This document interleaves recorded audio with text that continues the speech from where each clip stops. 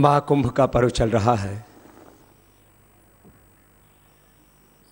गंगा और यमुना का संगम होता है तो त्रिवेणी बनती है, क्योंकि सरस्वती तो वो ज्ञान रूप है और ज्ञान ब्रह्म रूप है, वो अदृश्य ही रहता है।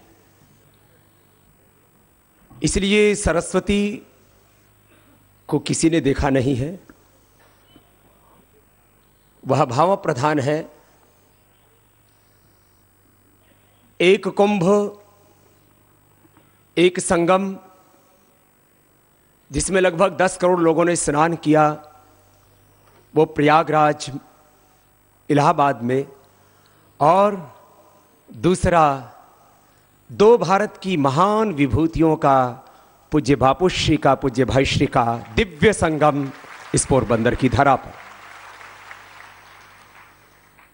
ये तो इस भारतीय मनीषा में 1,96,08,53,113 वर्षों से कोटि कोटि ऋषि मुनि हुए, और हमें अपनी उस पावनी सनातन आर्ष संस्कृति पर, अपनी उस ऋषि परंपरा पर, देव संस्कृति पर गर्व है, स्वाभिमान है। और जैसे युगों युगों से भगवान राम, कृष्ण, शिव, गौतम, कणाद, जैमिनी, पाणिनि, पतंजलि, भृगु, अत्रि, वशिष्ठ, आर्यभट्ट, और उस सनातन परंपरा में ही वर्तमान में हम महर्षि दयानंद, स्वामी विवेकानंद, पूज्य बापू, विनोबा जी और संतों की, फकीरों की एक बहुत पावनी परंपरा अध्यात्म धर्मा, ऋषि ऋषिकाओं और क्रांति धर्मा, वीर वीरांगनाओं की है। और उसी हमारी ऋषि संस्कृति के प्रतिरूप, उसके संरक्षक, उसके संवर्धक ऋषियों का जीवन कैसा था, इसको हमें इतिहास में पढ़ने की जरूरत नहीं, वो हमारे सामने दिखता है। ऋषियों का जीवन ऐसा ही था जैसा जीवन बापू का है, जैसा जीवन भाईश्री का है। और ऐसे ऋषि स्वरूप महापुरुषों का दर्शन एक साथ हमें उपलब्ध होता है। तो जैसे कहते हैं कि अनेक जन्मों का पुण्य उदय होता है, तब कोई संगम में स्नान करने का सौभाग्य पाता है। तो आप सब बधाज भाइयों ने અને बहनों ने मारू खूब खूब वंदन प्रणाम कि आप बधाए। आज आ संगम में ज्ञान रूपी स्नान करो छो, અને એ સૌભાગ્ય મને પણ અહીંયા મળ્યું છે। પૂજ્ય ભાઈશ્રીએ મને કીધું कि स्वामीजी आपने આવવાનું છે। मैंने कीधु कि क्यारे केम के આપણે એક कथा राखी છે બાપુશ્રીની, એ પણ અદ્ભુત પ્રસંગ છે। આખા વિશ્વમાં પૂજ્ય ભાઈશ્રીની એક ખૂબ જ મોટી પ્રતિષ્ઠા છે। એક મોટા સંત બીજા મોટા સંતને આત્મ સ્વરૂપ સ્વીકાર કરે, અને જ્યાં દ્વૈત મટી જાય, અદ્વૈત ભાવ પ્રગટ થાય, એવી દિવ્ય સ્થળી આ બની ગઈ છે સંદીપની આ तीर्थ, आ धाम, जहां पर कोई संत तप करता है, जहां यज्ञ होता है, जहां गोमाता की सेवा होती है, वो स्थान धाम बन जाता है। आज इस महाधाम में आप राम कथा के माध्यम से उन महापुरुषों के चरित्र को सुनते सुनते अपने जीवन को रूपांतरित कर रहे हैं, और एक एक श्वास में राम का स्मरण करते हुए। हम तो योग की परंपरा के विद्यार्थी हैं, साधक हैं। श्वासों के साथ समाहित होते हैं हमारे इष्ट देव हमारे भीतर। इसको ध्यान की प्रक्रिया भी कहते हैं, क्योंकि अभी कपालभाति, अनुलोम विलोम सिखाने का वक्त है नहीं, और वो आप सीखे हुए हैं। सीखे हुए तो हैं, लेकिन जिनको मैं कुर्सियों पर बैठता देख रहा हूं, इनके थोड़े पेट थोड़े मोटे हैं, और जितने मोटे हैं उतने खोटे हैं। मन से नहीं तो तन से जरूर है। तन भी संवार के रखना चाहिए, यह भगवान का प्रसाद है। ये देह देवालय शिवालय है, और इसी भाव में अपने को जीना चाहिए। गृहस्थाश्रम में भी पति पत्नी को देह रूप में न देख करके उनको देह के को देवालय के रूप में देखने का अभ्यास ही नहीं करना चाहिए, यह यथार्थ है। देखो, एक है सामान्य सत्य जो हमें दिखता है। सामान्य सत्य यह है कि मैं यहां खड़ा हूं, पूज्य बापू व्यासपीठ पर विराजमान है, पूज्य भाई श्री मेरे सन्मुख विराजमान है, हमारे पूज्य श्रद्धे वंदनीय पूज्य संतगण मेरे सम्मुख विराजमान है। दिखने में यह द्वैत दिखता है, इसको बोलते हैं भौतिक सत्य, सामान्य सत्य। ये व्यवहारिक सत्य, भौतिक व्यवहार में दिखने वाला सत्य। लेकिन एक है अखंड नित्य शाश्वत सत्य। और भौतिकवाद और अध्यात्मवाद में बस यही एक छोटी सी दीवार है, ये दीवार ढह जाती है तो फिर सारा भ्रम मिट जाता है। पति पत्नी दो रूप हैं, वो वासना के लिए नहीं, वो उपासना के लिए है। एक दूसरे का सामीप्य वो भोग के लिए नहीं है, वो योग के लिए है। और दोनों का मिलन वह किसी वासना की तृप्ति के लिए नहीं, अपितु सृजन के लिए। मानो वह भागवती सत्ता ही माता और पिता का रूप लेकर के एक नई संतति को जन्म देती है, और वही भागवत सत्ता गुरु का रूप धारण करके हमको ज्ञान देकर के हमें दूसरा जन्म देती है। यह सृष्टि क्रम को बढ़ाने का एक ईश्वरीय विधान है, उस विधाता का यह अनुग्रह है, उसकी कृपा है। और उसके विधान के अनुसार ही ये सारा संसार, ये सारा ब्रह्मांड आगे बढ़ रहा है। मैं कह रहा था, एक ये सामान्य सत्य है जो हमको दिखता है, एक अखंड नित्य शाश्वत भागवत सत्य है। और उस सत्य का हमें अनुभव हो जाए तो समझना आपकी साधना पूर्ण हुई, तो समझना आपकी कथा सुनने का फल आपको मिला कि अब द्वैत मिट गया है। अब सब रूपों के पीछे वही ब्रह्म रूप दिखाई देता है, राम का रूप ही दिखाई देता है, सब में कृष्ण का रूप ही दिखाई देता है। और यह भाव भीतर तक कितना समाहित हो जाए कि सब मूर्तों में उस अमूर्त का ही दर्शन हो, तो फिर गृहस्थाश्रम हमारे लिए बाधा नहीं रह जाता। अपवाद रूप में कुछ संत हुए हैं जो इस श्रेय मार्ग के ऊपर चल करके, इस त्याग के मार्ग पर चल करके उन्होंने उस ब्रह्म तत्व की खोज की। ये श्रेय मार्ग और प्रिय मार्ग, ये भी दोनों का जो गंतव्य हो तो एक ही है। तो हमारे जीवन में ये सारे भेद मिट जाएं और सब में हम उसी ब्रह्म के रूप को देखें। सब माताओं को अपनी पत्नी सहित सभी जितने भी स्त्री रूपों में माताएं हैं, उन सबको हम भगवती के रूप में देखें, और सब पुरुषों को भी हम भगवत स्वरूप जाने। और यह सत्य है कि हम उसी शाश्वत के प्रतिनिधि हैं। यही मैं कह रहा था, अखंड नित्य शाश्वत सत्य है। और यह सत्य 24 घंटा हम जीने लगे, एक एक श्वास के साथ। जितनी देर आप कथा सुनते, भिन्न भिन्न प्रसंग उसी अनंत की ओर आपको लेकर के जाते हैं, जिससे कि हमारा शरीर के प्रति मोह भाव छूटे। कर्तव्य भाव तो रहेगा, मैंने कहा शरीर को संवार के रखना है, क्योंकि भगवान का उपहार है ये। इसका तिरस्कार करना, इसका अनादर करना, यह भी उस भगवान के विधान के विरुद्ध होगा। मनुष्य का जन्म एक तो मां की कोख से होता है, यह तो सबने देखा ही। आज तो विज्ञान ने पहले क्लोनिंग के द्वारा डोली नाम के एक भेड़ को बनाए, फिर मनुष्य की उत्पत्ति क्लोन से हो सकती, ये तो वैज्ञानिक सत्य है। स्टेम सेल से भी इंसान को बना दिया, वो जो है वो विज्ञान भी बहुत आगे बढ़ चुका है। मैं इसके पीछे बात ये कहना चाहता हूं, ये जो शरीर है इसकी कीमत कितनी? एक मनुष्य के शरीर की कोई कीमत लगाए। बहुत कोशिश की, किसी ने कहा 4 करोड़, किसी ने कहा नहीं।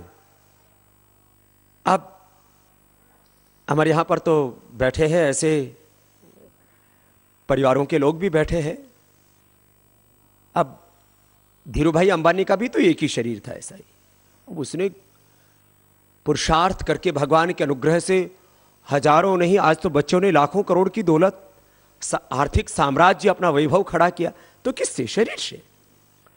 शरीर में एक हमारा भौतिक अस्तित्व, एक हमारा ये बौद्धिक अस्तित्व है, और इसकी तुलना हम पैसे में कर ही नहीं सकते। इतना अपरिमित सामर्थ्य उस प्रभु ने हमको दिया है। तो इस शरीर को योग के द्वारा संवार के रखना, और इस श्वासों के द्वारा उस भगवत सत्ता से हमारा नित्य अखंड संबंध स्थापित हो जाए, एक एक श्वास हम उसको जिए। तो मैं आपको एक ध्यान की विधि में कह रहा था, इतना सा कहना चाहूंगा संकेत रूप में। हमारे यहां परंपरा में बोला जाता था, बेटा ध्यान से पढ़ना, ध्यान से जाना, ध्यान से खाना, ध्यान से काम करना। हर परंपरा के पीछे ध्यान जुड़ा हुआ था। दुर्भाग्य से ये ध्यान हट गया हमारा। ध्यानावस्थित होकर के यदि हम खेती करें, व्यापार करें, नौकरी करें, संसार का व्यवहार करें, ध्यानावस्थित होकर के हम कथा सुने। माना कि यहां पर 25-50 हजार लाख आदमी बैठते हैं कथा सुनने के लिए, लेकिन आप इतने निमग्न हैं गुरु शिष्य की पावनी परंपरा में, एक दूसरे के साथ संबद्ध हो गए कि आपको यह एहसास ही नहीं रहा कि कृतार्थम प्रति नष्टम अपि अनष्टम अन्य साधारणत्वात्। सब कुछ है, लेकिन आप उसमें खो गए, अनंत में समाहित हो गए। सियाराममय सब जग जानी, बस आपके भीतर तो वही वही है। बस एक एक श्वास के साथ। मैं हिमालय के एक बहुत ऊंचे योगी है स्वामी वेदा भारती जी, तो मुझसे कहने लगे, बाबा जी आप योग का ये सब संदेश तो दे रहे हो, इस ध्यान के बारे में भी लोगों को और जागरूक करो, बहुत जरूरी है। इसी के ना होने से हमारे मन में तनाव है, गुस्सा है, प्रतिक्रियाएं हैं। थोड़ी सी कोई बात हो जाती तो इतनी ज्यादा प्रतिक्रिया। अरे इन पेड़ों को देखो, कितने पंछी उनके ऊपर विष्ठा करते हैं, कितने लोग बेरहमी से उनको तोड़ देते हैं। कभी सर्दी के, कभी गर्मी के, कभी वर्षात के वो थपेड़े झेलते हैं। कितनी क्रूरता होती है उनके साथ, लेकिन कोई प्रतिकार नहीं करते। ये मनुष्य जो है छोटी छोटी बातों से इतनी इसके भीतर प्रतिक्रिया होती है कि अपना आपा खो बैठता है। तो मैं आप सबसे हाथ जोड़ के एक तो ये प्रार्थना करूंगा कि आप सुबह चारपाई पर उठने से पहले श्वासों के साथ अपना जो भी इष्ट देव है, तुम राम भक्त हो, कृष्ण भक्त हो, हनुमान भक्त हो, ओंकार की उपासना करते हो, साकार की, निराकार की, श्वासों के साथ अपने प्राणों में ब्रह्मरंध्र से लेकर के सहस्रार से लेकर के पैर तक, एड़ी से लेकर चोटी तक, प्राण के माध्यम से उसी की शक्ति और ज्योति को अपने भीतर समाहित करके फिर आप काम करना। ये तो मुझे आपको आज ध्यान के संदर्भ में कहना था। और आप कथा भी सुने तो इसी भाव से सुने, क्योंकि आज मैं भी आपके साथ सुनने वाला हूं। एक एक श्वास के साथ वो राम तत्व हमारे भीतर समाहित हो जाए। और मैं तो कहता हूं कथा जो है कितने दिनों में रूपांतरण करेगी आपका वक्त, अगले क्षण का किसको क्या भरोसा। आज आप यहां से जब उठ के जाएं तो आप स्वयं मर्यादा पुरुषोत्तम भगवान श्री राम के और भगवती सीता के रूप बनकर के ही उठ करके जाएं, और फिर वो रूप हमारा बाधित ना हो, वो अखंड बना रहे। यही अखंड शाश्वत नित्य ब्रह्म की उपासना। वक्त मेरा पूरा हो गया। मेरा मीन्स अभी तो मुझे जिंदा रहना है कुछ दिन, थोड़ा देश का काम करने के लिए, भगवान का काम करने के लिए, क्योंकि हमारे देश में बहुत प्रश्न है। करीब 1 करोड़ गौ माता की कत्ल होता है हर वर्ष भारत में। हर सुबह उठते उठते करीब 30,000 गायों का कत्ल हो जाता है। करीब 1 करोड़ गोवंश को बांग्लादेश भेज दिया जाता है कत्ल के लिए। सरकारी आंकड़े हैं जो उनकी मिनिस्ट्री से मैंने निकाले। देश का जल, जंगल, जमीन सब कुछ नीलाम हो गया है। इतना हमारा वो महान भारत, अखंड भारत, जो अफगानिस्तान, पाकिस्तान से लेकर के वर्मा तक, मंगोलिया, तिब्बत से लेकर के जावा, सुमित्रा, इंडोनेशिया तक आज वो खंड खंड हुआ। और देश की हालात ये, जिसके मैं बारे में बार बार आपको व्यथित होकर के पूज्य बापू कहते हैं कि उग्रता का प्रश्न नहीं, एक व्यग्रता रहती है, एक व्याकुलता रहती है, एक करुणा उठती है कि मेरा जब मैं भारत का अतीत देखता हूँ तो बहुत गर्व होता है, और वर्तमान में जिस दुर्दशा से अपने भारत को गुजरते हुए देखता हूँ, कहीं जो है गौ हत्या, गंगा की जमुना की समस्या, करीब 250 जिले नक्सलवाद के खून से लथपथ, एक सुदामा यहाँ जिसका उद्धार योगेश्वर भगवान श्री कृष्ण ने किया। आज 84 करोड़ सुदामा है हमारे देश में, ये यथार्थ, इसको नकार नहीं सकते। वर्ल्ड हंगर रिपोर्ट के ये आंकड़े हैं। जब मैंने आज जो राष्ट्रपति बन चुके हैं आदरणीय प्रणब मुखर्जी साहब, मैंने जब उनके सामने कहा, बोले स्वामी जी ऐसे आंकड़े तो मैंने तो नहीं पढ़े। मैंने कहा नहीं पढ़े तो आज जाकर के पढ़ लेना। 84 करोड़ लोग इस देश में, उनको पूरा भोजन नहीं मिलता, उनको कहते हैं हंगर एंड मेल्यूट्रिशन के शिकार हैं, और हर दिन 20-30 हजार तो गायों की मौत होती है कत्ल करके। 20,000 लोग अपने देश में भूख से मरते हैं। ये यथार्थ है, ये कोई काल्पनिक बात नहीं है। तो कितनी पीड़ा होती है। अपने देश में अपार सामर्थ्य, भारत जैसा महान देश, भारत जैसा प्रज्ञावान देश, भारत जैसा युवान देश और भारत जैसा महान चरित्रवान देश पूरी दुनिया में कोई नहीं, और उसमें हम पैदा हुए, हमारा सौभाग्य है। देखो यो तो सारे ही, ये पूरा ब्रह्मांड उस भगवान का ही अनुग्रह से उत्पन्न हुआ, लेकिन इस ब्रह्मांड में इस भारत का स्थान विशेष है। ये भगवान का विधान है, कोई आत्म प्रशंसा के लिए नहीं कि हम इसमें पैदा हुए इसकी प्रशंसा कर रहे हैं। इस देश को भी बचाना, ये हमारे अध्यात्म धर्म के साथ, अपने संन्यास धर्म के साथ, स्वधर्म के साथ ये हमारा राष्ट्र धर्म है, और वह भी उतना ही पावन है। आप सबके लिए मंगल कामनाएं, क्योंकि हम सब यहाँ, मैंने कहा कि अपने भीतर उसी अपनी पावनी परंपरा को, अपनी उसी भगवत्ता को, जिस शाश्वत के हम प्रतिनिधि हैं, हम अमृत पुत्र हैं, हम ऋषि ऋषिकाओं की संतान हैं, हम भारत माता की संतान हैं, बस उस दिव्यता को, उसकी योग्यता को, उसकी पात्रता को अपने भीतर पैदा करने के लिए, महान संतों का आशीर्वाद पाने के लिए यहाँ पर उपस्थित हैं। मैं एक बार पुनः पूज्य बापूश्री, जो हमसे गुरु तुल्य, पिता तुल्य स्नेह करते हैं, और पूज्य भाई श्री, मैं तो मुझे तो दोनों से एक लाभ है। एक तरफ मेरे बड़े भाई हैं, दूसरी तरफ मेरे पिता स्वरूप बापू हैं, इसलिए मैं तो आनंद में हूँ। और इनकी निष्ठा में आज इतना बड़ा सौभाग्य हमें मिला है। उनकी पावन उपस्थिति को प्रणाम करते हुए कि माना कि चाहे कितने ही संकट के बादल हों, कितना ही घनघोर अंधेरा हो, कितना ही निराशा का वातावरण देश में बना हो, लेकिन फिर भी हमें आशा है, विश्वास है, अपने महापुरुषों का जो पुण्य है वो व्यर्थ नहीं जाएगा। हम अपने हाथों से, अपनी आंखों के सामने एक परम वैभवशाली राष्ट्र पुनः बनाएंगे, और फिर से इस भारत को विश्व गुरु के पद पर बैठाएंगे। ये हमारी प्रतिबद्धता है। इसी संकल्प के साथ 2 शब्द प्रार्थना के बोलता हुआ पूज्य बापू को फिर आपके, क्योंकि बीच में हम, बाधा तो कोई है ही नहीं, सब उस भगवान का विधान मात्र है। आइए 2 शब्द मेरे साथ बोल लेंगे प्रार्थना के। प्रभु जी इतनी से दया कर दो, हमको भी तुम्हारा प्यार मिले। प्रभु जी इतनी से दया कर दो, हमको भी तुम्हारा प्यार मिले। कुछ हो रे भले ही मिले ना मिले, प्रभु दर्शन का अधिकार मिले। कुछ हो रे भले ही मिले ना मिले, प्रभु दर्शन का अधिकार। सब बोले।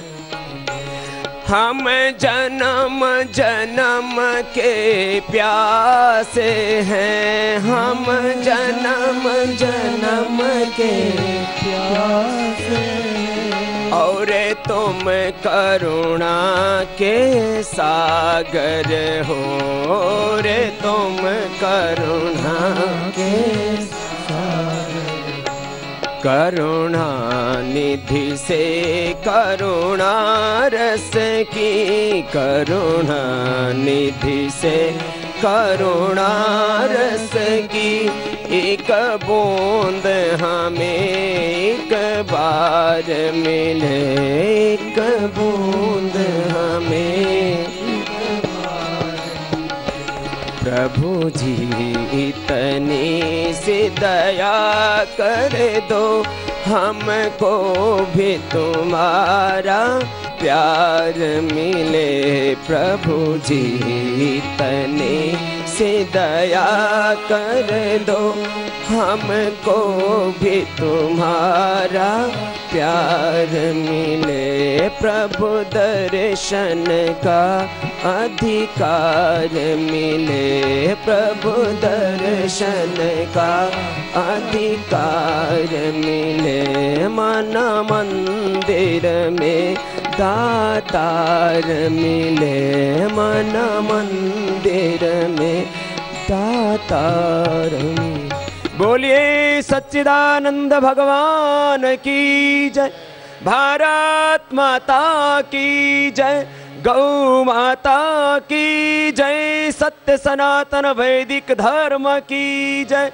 हर हर महादेव।